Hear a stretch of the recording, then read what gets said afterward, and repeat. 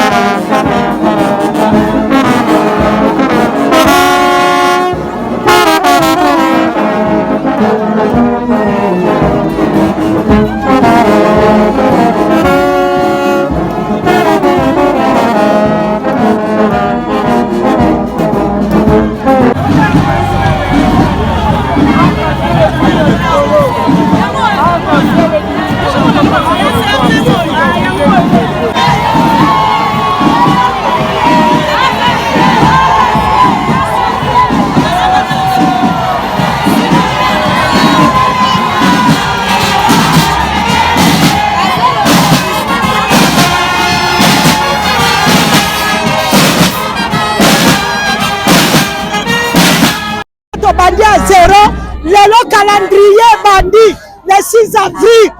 2023, calendrier bandit, et sa journée sommet payé par Kimbang, et pour l'Afrique à Mobimba, pour Wolelaki, et spirituellement, indépendance, na politique, na sociale, yango doit se faire pour l'Afrique à Mobimba, le poso mwindu, oya kufelaki, mundela kokoma mwindu, mwindu okoma mundele, na posote, mais na matalité. Tozana ba sava, tozana bato nyonso, ya kosala avion, ya kosala voiture, ya kosala mituka, ya kosala bato, nde esengo tozana ngo, yango na lati boye, nazana esengo mpona kokumisa, Simon Kimangu, mpo bayebi ye mokili mobimba, baneglijaki ye, bamonaki eloko pam, alors ki akufelaki Congo, Congo lelo reconnaître ye, yango tozo kumisa ye. Merci papa. Mbote kombo langa mama Fanny Pata esengo nanga ezali lokola na biso ya mboka papa Félix Antoine Tshisekedi ya reconnaître mokolo monene ya lelo ya le 6 avril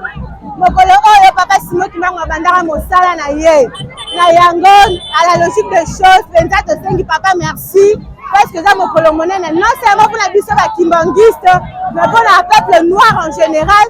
africain nyonso fo areconnaître mokolo ya lelo pamate papa Simon Kimangu kiangani abundaka kaka mpona bakimbangiste te kasi mpona Afrique mobimba mpe monde entier esengo kozala mingi na mikolo koya ete monde mobimba ereconnaître nzambe na biso papa Simon Kimangu kiangani le 6 avril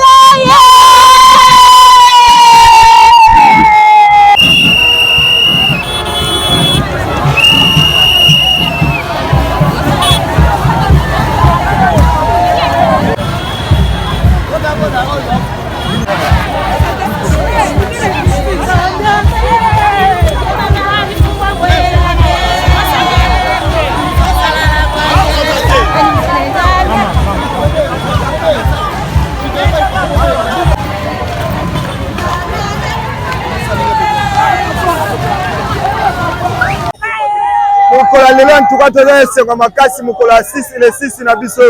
toza na esengo makasi en tout cas biso ba moteur tolobi ke tokobula na biso te mais mpona tomemaka bato na biso ofele est-ce que nakotuna mpe motuna est-ce que journée lelo kosila te okosila te nayebi mpe te yebi mpe te so kosila te okosila te nzala mpe eza te nzala mpe eza te toza na biso na nzala te totuna journée kosila te esila te esengo makasi mokolo lelo towiti komona sanza awa esali makambo nango na bandeke likolo basepeli babini tozomona ntuka esengo makasi biso bawewa biso yeyo toza bakimbangisi tomema na banoti mbangisi bamema ofele bango nyonso Simo Kimbango loka mokili na yo chamiso likolo Simo Kimbango nde Zambe papa Boboya ete so boy Simo Kimbango loka mokili na yo papa ça va biso bawa tosepela makasi tooma bato biso ofele toseka mbongo te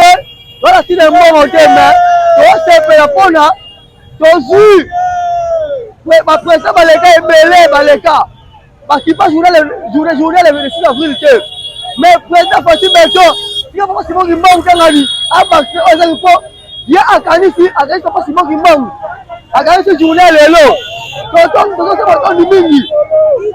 tomoni likolo ankasa la bimi na bandeke bazosepela bandeke bazosepela lolomona biso batu yango tozosela lolomona papa Simon Kimbangu tangani tika eke apambola biso apambola musala na biso akele liboso ngana jamno na esengo kwa komona ete bakoko na biso bayinde basalela nzambe bango tozokumisa nzambe na mokolo lelo mpona bango batalisaki biso bomoko esengo bolingo balukaki bolingo kati na mboka na biso Kongo yango bomoni esengo yango toana yango lelo toana posa bolingo esengo toana posa kimia bango bayaki kolukela biso kimia mpe bolingo yango moni jour yango lelo tokokanisa bango kopesa matondo mpe atata nzambe oyo atindelaki biso bamobikisi baya kotinda biso bolingo mpe esengo yango moni esengo yango tozomanifesta bomoni bamama bapapa biso mpe tozawa seke toza na esengo mingi na mokolo ya lelo yango totondi nzambe na maloba ya malamu oyo bapapa balaisa biso yango toolanda bolingo. Bote papa komolanga mama Rachel esengo nanga eza ke lelo mokolo eza papa Simon banaka musala donc lelo epesami mkoloma lelo epesami na mutu nyonso sepela ndenge olingi en plus l'état sous a confirmé férié ya lelo donc soki oboyi mokolo mwa lelo en tout cas ezaka pasi merci par la papa Simon Kimbangu bonne fête à Kimbangu nyonso na monde entier lelo